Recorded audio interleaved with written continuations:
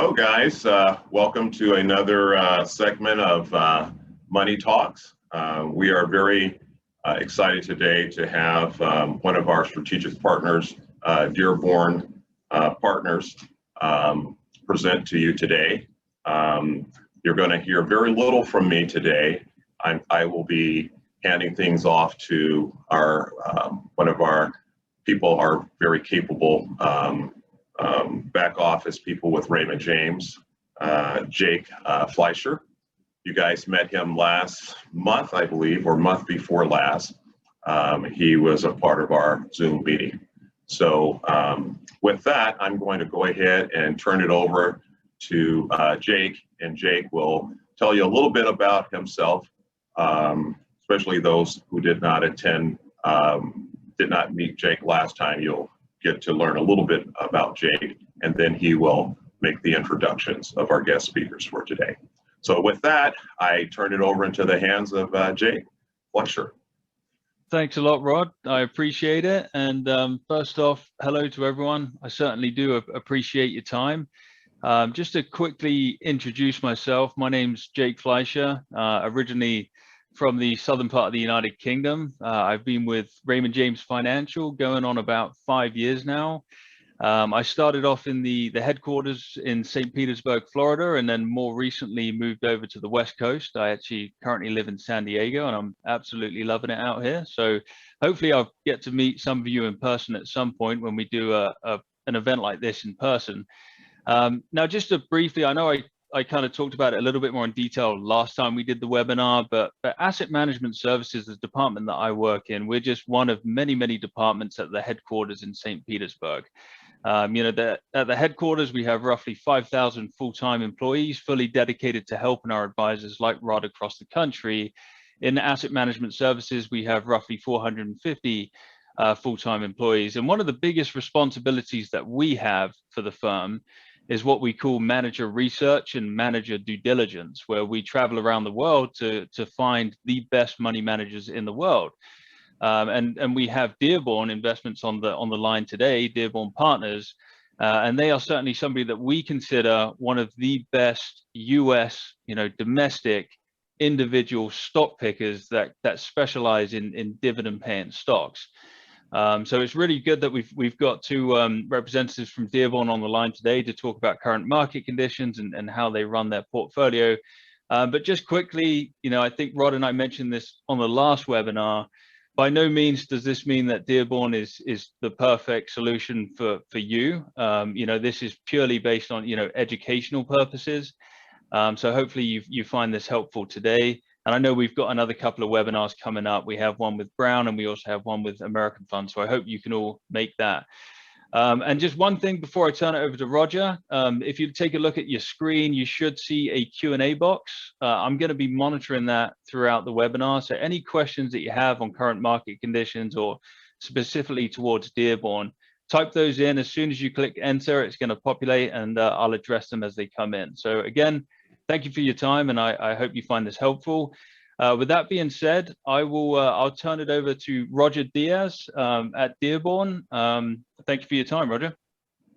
Jake, thank you so much, and Rod, thank you for taking time out, and as well as your clients. Really appreciate it. Just to give you a little background, my role at Dearborn Partners is as a portfolio liaison, relationship manager for our clients here on the West Coast. I update the advanced planning group on our asset allocation, portfolio construction, trade rationale, dividend updates, etc. So it's my hope that you'll have 3 takeaways after our conversation today. Maybe why Dearborn Partners? Why the rising dividend strategy? How has it been so consistent year after year? And why now, in light of market conditions? So if we can do that, I think we've accomplished our goal. And so it's my pleasure to introduce Mike Alderman. And Mike is a principal at Dearborn Partners. He's also the co-manager of the Core Rising Dividend Strategy, which is our flagship strategy. Now, our office is based out of Chicago. Mike is dialing in on Zoom from Utah. He claims it's a work trip, not a vacation, but we shall see. So Mike, if it's okay, can we put you to work for the next half hour or so? Can you give us some insight on the firm, the strategy, the current market environment, and go from there? Mike, you have the floor. Thank you. Thank you very much, and hello all. First and foremost, thank you, Jake, Rod, and Adam for setting this up. It's great to be a part of this, and happy Father's Day weekend to all the fathers out there. So, well, welcome. Yes, I am in Utah. This was my first business trip in quite some time. So I saw some clients face to face. It was good to be seen. Actually, shake some hands. It was a little odd feeling, but things are feeling like we're getting a little bit back to normal, which is nice here. It's been quite a 15 months since the pandemic hit, and yeah, I want to cover a lot of ground. Jake, if you go to the first slide, I think we'll just start by an introduction to Dearborn Partners. Those of you unfamiliar with us, we are an independent registered investment advisor based in Chicago. So headed back to Chicago here tomorrow. Like California, Chicago's been pretty shut down here the last year or so, but we are opening back up. So it does feel like there's some end in sight here. The firm was founded in 1997. So 24 years next year, we'll have our 25th year anniversary. We manage about $8.5 billion in assets, and about 6.7 of that is in our rising dividend strategies that we're going to talk about here today. We have 25 total employees. Average experience on our investment team is 20 years plus, and 8 of our employees are chartered financial analysts. This is our investment team. So it's not just me and Carol. It is 5 of us on the team. This is the team that spends 100% of our time focusing on the stocks that we put in client portfolios. Carol Lippman started this strategy actually in 1993 at A.G. Edwards. She joined us almost 10 years ago. In September, we will have our 10-year track record of running these portfolios at Dearborn Partners. I joined the firm in 2004, so this is my 17th year. Pete Dekas, another portfolio manager, joined us 4 years ago. And then Matt and Jack Finks. Matt Guttosh and Jack Finks are dedicated analysts to the team. They've been with us since Carol joined us. So outside of Pete joining us 4 years ago, this team has been in place for 10 years picking stocks. And maybe before we switch here, Jake, I'll just mention each of us has kind of a specialty in the portfolio. I cover healthcare and technology for us. Pete is our energy and industrial analyst. Matt covers the consumer, so consumer discretionary and consumer staples. And Jack covers utilities and telecom for us. The next slide. So why do we focus on dividend paying stocks? I think this is a pretty good illustration here. You got 3 columns here, and this is kind of the market kind of split up into different categories. The S&P 500 equally weighted returns a third line down. That's kind of the average market return, 8% annual growth rate since 1973. Pretty nice return, longer term. But if you focus on the companies that can grow their dividend consistently, you can see you get nice excess return, 10.5% annualized since early 1973. So an extra about 2.5%. Maybe most importantly, the far right-hand column is standard deviation, meaning a measure of variance in the market, the volatility in the market. You can see that not only is it the best returns, the dividend growers and initiators, but you also have the lowest volatility or the lowest standard deviation. We added an arrow there to the bottom category there, dividend cutters and eliminators. You do not want to be investing in those names. $100 invested back in 1973 would actually be only worth $67 if you were buying the names that ended up cutting or eliminating their dividend, and with the highest volatility. So none of these stocks are in our universe. We focus only on dividend paying stocks and only on stocks that we feel comfortable can grow consistently, grow that dividend consistently. On the next slide, this is what we look for in companies. When we think about adding a stock to our universe, something that interests us, we need to make sure that it's a company that we feel comfortable can increase their dividends. So how do we do that? First and foremost, we're looking for market leaders. Typically, these are companies that have an oligopoly, a duopoly. They are leaders in their industry and they have a nice competitive advantage. We go right to the balance sheet when we look at a company as well. We're not interested in companies that have big levels of debt. Because when we hit tough times like we did, like when the pandemic hit in March, a lot of those companies either have to refinance their debt or they just get in a bind, and we're just not interested in those companies because essentially they cannot increase their dividend in tough times. So we look for companies that don't have high levels of debt. We're not interested in companies that have junk bond ratings, only investment grade debt. These are the highest quality companies out there. Dividends are well covered by cash flow and earnings. So we're looking at companies that are growing their revenues and growing their cash flow and earnings, and then that results in dividend growth. And that's kind of the recipe to find these companies that can consistently raise their dividend year after year. So our rising dividend SMAs, and SMA stands for separately managed account, which you all are invested in or looking to invest in here. We basically don't have screens on companies. We're looking for two kind of hurdles that we'll call it. $1 billion in market cap, so that's considered a small cap stock, a smaller type company, but we're looking at small, medium, and large companies that pay at least a 1% dividend, and low leverage, meaning they have lower levels of debt. Again, not interested in companies with high levels of debt. After we do our research on these companies, we currently have a universe of about 180 names. And so this is approximately 150. That has fluctuated, but we're actually up to about 180 names currently. And then in order to get in the portfolio, just because we feel comfortable a company can increase its dividend, that doesn't automatically mean it goes into the portfolio. We have bottom-up fundamental analysis where we focus solely on the financials of the company, and we have a proprietary valuation model. And what this does is it gives us a low-end range and a high-end range on each one of the stocks that we're looking at. And even though we feel comfortable with the dividends growing in and out of all the companies in our universe, that doesn't necessarily mean it goes in the portfolio. Company needs to be at the right value. And that's where we are very patient on stocks that we buy in the portfolio. We want to buy them near their low-end range, not their high-end range. We like to buy these companies and hold them for 5, 10, even 20 years. Many of the companies in the portfolio currently were in the portfolio when we launched in 2011 at Dearborn Partners. This is a very low turnover strategy, meaning we're not buying and selling stocks on a weekly basis. There are some other strategies out there where you could look at your portfolio today and a year from now, it may be a whole different portfolio. That's not what we're interested in. We're a buy and hold shop. If you buy a stock and you expect the dividend to grow, you're not going to reap the benefits of that dividend growing if you sell that stock next month. So we're looking to buy names, hold them in the long term, and compound those dividend growth numbers that I'm going to show you here in a minute. So our core rising dividend separately managed account, this is our flagship product, as Roger mentioned. This is 49 stocks, 1 cash position. So roughly 2% in each of the holdings in the portfolio, and a very small cash position. We are fully invested at all times in this portfolio. We are not market timers. We have representation from all 11 S&P sectors. Owning 49 stocks allows us to own stocks across all the sectors of the market. So it's a nicely diversified portfolio.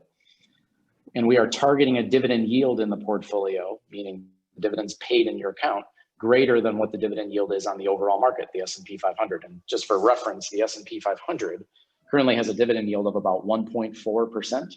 Our core rising dividend is about 1.9%, so about 0.5% greater than the S&P.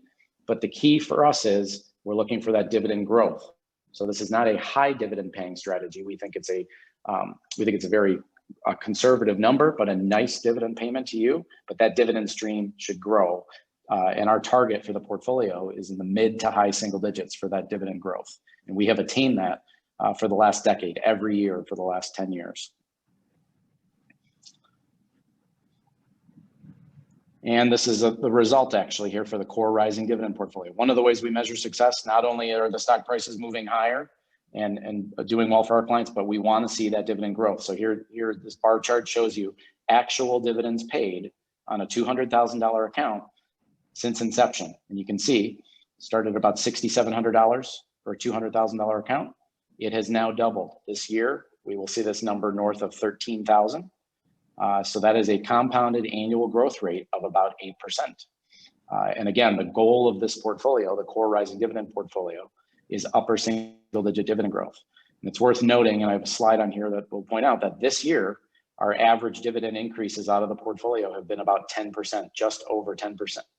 And more than half of our stocks in this portfolio have already increased their dividend this year. And we expect the majority of them, well, 95+%, there's a good chance that all 49 stocks in the portfolio will increase their dividend this year.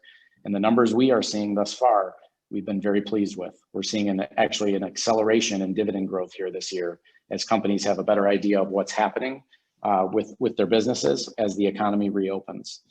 Also worth noting, total dividend income in this strategy for the 10 years that we've been running this, again, $200,000 sample account, was over $86,000. So again, income has doubled in that time from year one, and actually the account value has more than tripled in that time. And this is a year-by-year result of the actual dividend increases in the portfolio.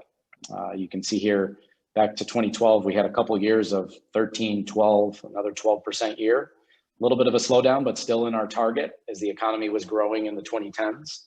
A nice 13% year in 2018, and you can see last year, but just short of 8% in 2020, but we're seeing an increase here this year, as I mentioned. In the far right-hand column is the CPI, that's the Consumer Price Index. So that's what you're paying for everything you use. We can talk about inflation in a bit, potentially in Q&A, but there's some concern over inflation picking up here this year as the economy reopens. CPI, for reference, has been increasing on an average of about 3% longer term. Obviously, in the 2010s, that was well below that. We averaged less than 2% in the last decade. We expect that to pick up. We've seen some pretty hot numbers here in CPI and PPI, Producer Price Index, in the last few months. This is definitely a result of the economy reopening. I don't believe this is going to hang around at 5 or 6% very long. But even if we see more normal numbers here, 3, 4% CPI, we are giving you dividend increases on these averages 2, 3, even 4 times inflation. And that is the goal of the portfolio, to have your income that's generated by these dividends increasing at a faster rate of inflation. So even if inflation picks up as the economy heats up and potentially interest rates move higher, we expect to give you dividend increases that far exceed inflation. A little busy chart here, but I can walk you through it here. This is the S&P 500 in the left 2 columns, and then our core rising dividend portfolio in the 2 right columns. And what I'd like to point out is the very bottom row, unfavorable actions. These are stock dividend suspensions or decreases. So companies that either completely suspended their dividend or they cut their dividend. In 2020, the S&P 500, 14% of the stocks of the S&P 500 either cut or suspended their dividend. That was a terrible year in 2020 for companies that had to cut their dividend because of what was going on in their businesses. These were very cyclical businesses like automakers, cruise lines, airlines. It was not prudent for them to continue to increase their dividend, or in some cases even pay a dividend, because they needed that cash. A lot of that cash was used to service their debt as their businesses slowed down or even shut down for the time being. On the far 2 right columns, you can see last year, 45 out of our 49 stocks increased their dividend. So 92% of the companies in the portfolio. And so far this year through May, 57% of the portfolio have increased their dividend. And again, I expect that to be higher than 92% at the end of the year. And maybe most importantly, we had no dividend cuts or suspensions last year. We're very proud of that. This portfolio is such high quality in nature, we actually don't focus on the overly cyclical companies that needed to shut down in the downturn. Maybe one stock example I'll give here, and I can talk maybe more if any of you have questions. That investment team that I showed you, that we meet weekly, 5 of us, we meet weekly. It's more frequent when we have earnings announcements, which typically happen early in the quarter. When the pandemic hit in March, we were meeting on a daily basis. We tripled down our efforts to make sure we were in stocks that could continue to increase their dividends. Out of the 49 stocks in our portfolio, there was one that I'll call it, we couldn't sleep at night, worried about their dividend safety going forward. It was Ross Stores. Those of you familiar with Ross Stores, standalone retail apparel shop, no e-commerce presence. And it wouldn't have been prudent for a company like that to continue to increase their dividend. So we sold that name in April and replaced it with a medium-sized company, Aptar Group, that we felt confident could still increase their dividend. Ross Stores later did suspend their dividend 6 weeks later. But out of our 49 stocks, that was the only stock that we did not feel comfortable could increase their dividend. There were many stocks in the portfolio that actually benefited from the pandemic, believe it or not. Costco, I'm sure when, we can look back in March of 2020, we were all going to Costco loading up on paper towels and toilet paper. Many of those were made by Kimberly-Clark, which is also in the portfolio. And even a name like McDonald's that, had a little bit of a slowdown in revenue. I happen to notice, I don't frequent McDonald's often, but the drive-through line around McDonald's was crazy. People couldn't go in, but they still were getting their food, their daily stop in the morning and get their coffee. So McDonald's actually had a decent year, all things considered. But out of all of our stocks, many of them in the portfolio have increased their dividend 50, 60 years in a row. So they've been through a recession before, 9 post-World War II recessions. And you've probably heard the term, this time is different. It was different last year. The economy shut down. It was the fastest we went into a recession and the fastest we came out of a recession. But typically the companies that are the strongest going in are the strongest coming out. And we really saw the result of that last year with our results in the dividend growth. So with that, I'll turn it over to questions. A standard disclosure page, which I'm not quite sure all of you can read, but with that, I'll turn it over to questions, Rod. All right, very good. Jake, if you can review, the Q&A guidelines and for the clients that just maybe tuned in after you provided the instructions, maybe you could provide them with instructions on how to ask questions. Yeah, absolutely. So if you hover over your screen, you should see something that says Q&A. I'm actually sharing my screen right now. It's going to be this box here. And if you click on that, you can just type in as many questions as you like. As soon as you click enter, I will see that come through and I will address it. So hopefully some of you will start asking some questions. Rod, I have a question for you as we're waiting for more to come through. Sorry, not Mike. It's funny because you're showing up as Rod on my screen. There you go.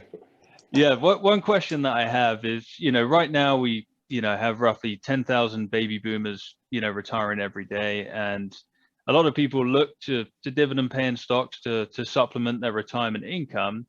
And when you look at certain companies, AT&T, for example, is a very heavy dividend paying company, and they have a dividend yield of, let's say, 7%, right? So if you could just explain the main differences between, a heavy sort of high dividend paying stock like AT&T compared to what you're looking for of more of a dividend growth type company. Yeah, sure.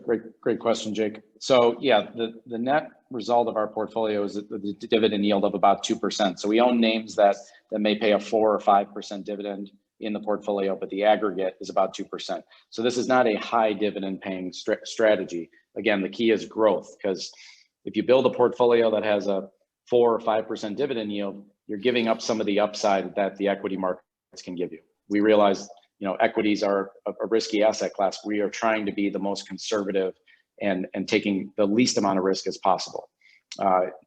So when I mentioned the volatility of the market, when the market does have a pullback, and we saw a little bit of a one this week, our portfolios hold up very well. But to answer your question, we look for a number of different stocks. So telecom stocks like an AT&T, and we own Verizon in the portfolio at about 4.5 or 5% dividend yield. Those are great names for income. And we expect dividend growth out of those names to be more in the mid-single digit range. And again, the average of this portfolio, we'd like to be a bit higher than that because we have names that are growing at a double-digit pace. So it's a balance between higher income and lower growth, and lower income and higher growth rates. So we have plenty of names in the portfolio that we think can grow their dividends double digits. We've seen even some this year in the 15-20% range. So yeah, as the cost of living goes higher and interest rates, normally in a more normalized interest rate market, we'd see the 10-year treasury at 5 or 6%, and there'd be high quality corporate bonds you could buy out there at 6 or 7%. That's just not the world we live in now. It's been a decade, maybe more, before the financial crisis, that you could buy high quality corporate bonds and get a nice coupon off of those. With the 10-year treasury at about 1.5% and our portfolio at a 2% yield, and again, that yield should grow with these dividend increases. And not to mention, many of these accounts that we manage are in qualified accounts, IRAs, but about half of the assets are in taxable accounts. dividends are taxed at a preferred rate. And so you have that advantage as well, where fixed income is taxed at full income tax ranges. So we think we sit in a really good spot here for the next 3 to 5 years, especially if interest rates start to move higher. And again, especially if inflation continues to tick up. Carroll's work back in the 1990s looked back at the 1970s in a higher interest rate market and rising inflation. And the stocks that performed the best were the ones that could increase their dividend, like I mentioned before, 2, 3, even 4 times inflation. Those are the types of names you want to hold in that type of environment. Mike, I noticed that you guys, I believe you jettisoned AT&T from your portfolio. Is that correct? That's correct. Yeah, we felt like we kind of got an upgrade in Verizon. We've held, AT&T has been a long time dividend payer. A little bit higher level of debt that we feel comfortable with. If you recall, they made some acquisitions of DirecTV that didn't go well. You know, there's a chance of dividend growth in the future after they pay down their debt. Right. And of course, they're spinning off Discovery with media companies, so there's a lot of moving parts there. So we use that opportunity to move into Verizon, which we just think is a better potential for dividend growth and still gives you that nice yield in a telecom company. Gotcha. Yep. Okay. You know, the Fed, you know, they've been saying all along that they feel that this inflation, that period that we're in right now, they view it as transitory. What's Dearborn's view on this current inflationary period? Yeah, so I think there is a transitory, which, you know, it's the fancy word right now for temporary, which that there is an aspect of that where it may be temporary because of this economy reopening and everyone getting back to normal. So that's my feeling, is that's the pickup that we've seen right now.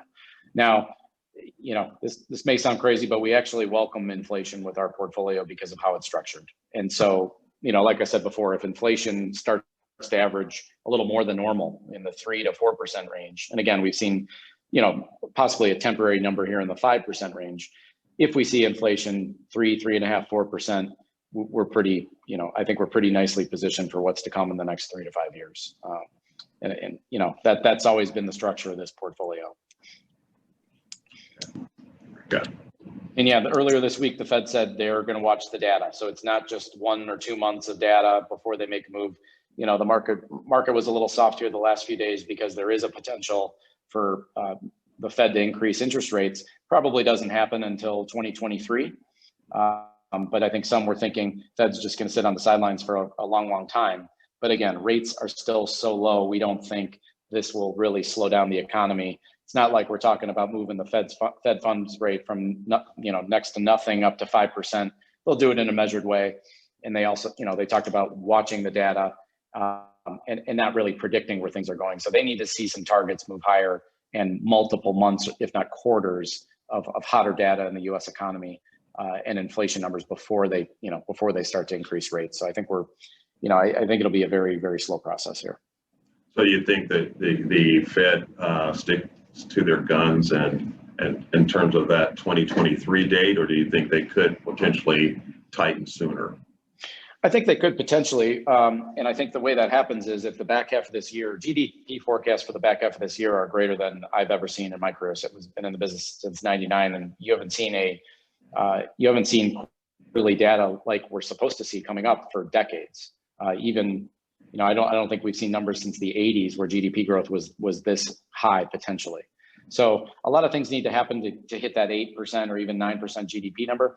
I think the Fed's going to let this play out, let the economy reopen. I saw an interview the other day with a CEO that said we're at about 80% of the spending level that we normally are with the consumer, but they expect the back half of this year to actually reach over 100% of what we average. And in like the travel and leisure space, 120%. You've had a lot of people saved a lot of money here in the last year. They've been waiting to go on vacations and travel, and you know, everyone's just kind of been hunkered down here. You know, I think the Fed will wait to see where we're at till maybe this time next year. If we see another hot quarter in the first quarter, second quarter next year, that might bring into some increases into play a little bit sooner. But you know, right now, what the forecast is for maybe early to mid 2023. But if you do see a full year, 5 quarters of data that continue to become higher, you know, I think, you know, these Fed meetings, they might change their tune a little bit. Okay. Just for the for audience, for clarity for the audience, if the Fed does start to tighten, increase interest rates, what effect, if any, would that have on high dividend paying stocks? Yeah, so some of the higher dividend paying stocks, which again, we don't focus on a lot of the higher paying stocks, Rod. Those stocks then become maybe a little less attractive. In our valuation work, we use the 10-year treasury as our risk-free rate. And again, that's very low right now, 1.5%. And the longer term norms are more like 5%. So if rates move higher and the Fed, that kind of ties hand in hand with what the Fed does, but the 10-year treasury will likely, trade along with that and move higher. That's our risk-free rate. So as that moves higher, that makes some of the higher dividend paying stocks a little less attractive. Those names tend to be more interest rate sensitive. So what does that mean for the portfolio? I mentioned before, we're very low turnover at Dearborn, and that has averaged about 11 or 12%. So, 1 out of 10 stocks on average, we may change each year. So that makes us potentially move from telecom stocks or utilities that are higher dividend paying stocks and actually move into other stocks in the industrial space, consumer discretionary, that those names tend to be less interest rate sensitive. And that's with the expectation that the economy is doing well, and there's plenty of stocks out there, companies that we like and we'd like to buy in the portfolio that could potentially benefit from a higher market move. So, but the environment we are in right now, we're not in the business of forecasting interest rates because we use a trailing 10-year as our risk-free rate. So we're not sticking our necks out now and saying rates are moving higher, let's get out of all these higher dividend paying stocks. Forecast has been for higher interest rates for quite some time, and it would have been the wrong move to do that. Yeah. And so we're letting the market kind of dictate, where our valuation models go. And there'll be slight portfolio adjustments as those changes happen over the next year or two. But we're prepared for that. And there are plenty of stocks out there that we like that we're being patient on to buy. Okay, excellent. Yep. Very good. So we've had a few questions come through, Mike. The first one is asking, are these all stocks, S&P 500 names, or is it mixed in with small and mid caps as well? Yeah, no, great question. So 1 billion is our kind of hurdle before we'll start to look at a company, and those are small cap companies. There is a significant portion of our portfolio that are in mid cap companies, medium-sized companies, and that the cutoff varies by firm on how they measure what a mid cap is. But we kind of feel like we have a sweet spot between 5 billion and 20 billion in market cap. A lot of times those are names, some of these names are not in the S&P 500. So to answer that question, it's not all S&P 500 companies. Many of them are, because we do have the largest part of our portfolio is in large cap stocks. But the mid cap stocks, we like to find some stocks before they're not covered by street research. There may only be one analyst out there. We do our own work on each name. We try to find names that we think can grow. In many cases, for these mid-cap stocks, they're growing at a double-digit rate. These are some of our fastest growers. I mentioned Ross Stores before. That had been our #1 performer before we sold it. That was a mid-cap stock. Years ago, we sold, 2 years ago, we sold Nestle and bought McCormick Spice in the portfolio. Those of you that, I'm sure all of you have a spice drawer, but I'm sure it's McCormick Spice in there. They're the private label for Costco.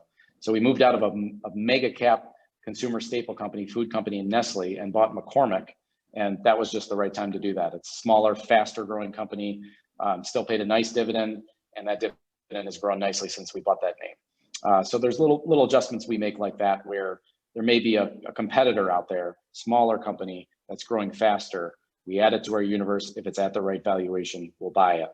But yes, about a third of our portfolio is what considered mid-cap stocks. Sounds good. We had another one come through, and I'll just read it off. Could you speak to the 1.8 to 1.9% yield in relation to the chart that shows an initial 200K investment over 10 years? Is the dividend growth also part of the increase in value of the portfolio over time? Yes, it is. And so when these portfolios were launched 10 years ago, the dividend yield on the portfolio was actually about 3%.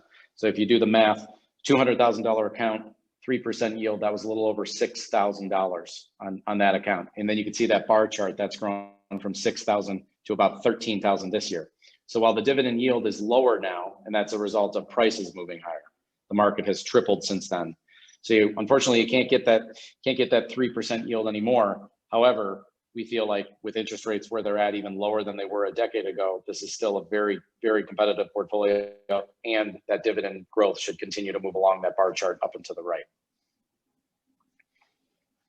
Jake, I have a question. If you listen to the talking heads, CNBC, for example, one would think that the market is completely overvalued. Mike, can you touch on that? Is the market a little frothy at this point? Because that continues to come up over and over on television, and so I wanted to see what your thoughts were. Sure, yeah. So the market, in my opinion, is fairly valued. There are pockets of this market that I think are overvalued. Last year you had some of these, what I'll call pandemic stocks, really shoot the lights out. Zoom being one of them. Here we sit on a Zoom call, and this is great that we can do this, but it is nice still to get face-to-face with people. And I know we'll get back to that at some point, but a name like Zoom was being priced like it was going to grow at 50% a year for the next 10 years and trading at what I'd call, nosebleed valuations. You had other tech stocks out there, Facebooks and Netflix, a lot of non-dividend paying stocks that did very well. These are growth stocks. Those of you that followed the market last year, growth outperformed value by over 30%. It was the largest disparity on record. Our strategy is a nice blend between growth and value, but it doesn't focus on the non-dividend payers. So back in January, I got that question a lot, is the market overvalued? We felt like there was a pocket of stocks that might have been a little overvalued. Those are the names that we do not focus on. So I think our portfolio, we still have plenty of names that we see are 20% undervalued, 25% undervalued. And there's been a bit of a shift here this year to the higher quality dividend paying names. So our strategies are in the last couple of days I looked, our core rising dividend strategy was up 10%, and it's been very consistent. We've got a little bit of a pullback, this week. But I do see some risk out there, but it's a handful of names, but that still represents 10 to 15% of the S&P 500. So a lot needs to play out this back half of the year to get that GDP growth number that I talked about. And so, there could be some disappointment down the road, but typically when that happens, it's those higher priced stocks that don't pay dividends may, take it on the chin a bit more than these higher quality dividend paying stocks.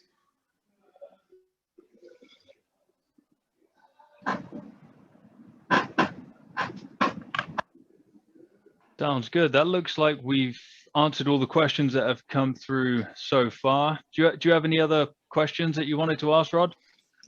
I got an unofficial question that came through from, I believe, an email from a client wanting to know when I was going to hang my Magic Johnson jersey. So I guess they noticed that it's here on the ground.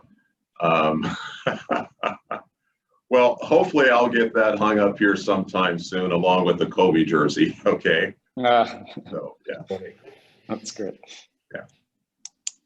All right. Well, if we don't have any additional questions, Michael, on behalf of our clients and the firm, we just want to thank you for taking time out of your day to spend with us. It's been very edifying, and we appreciate all the valuable information. Thank you. It's great to be here. All right. Have a great weekend. All right, guys. Sounds good. We're signing off at this time. We look forward to seeing you guys here next month. Our meeting will be with Brown. So you'll get more information via email on that Zoom meeting. So have a great weekend and happy Father's Day to all the fathers, and be well.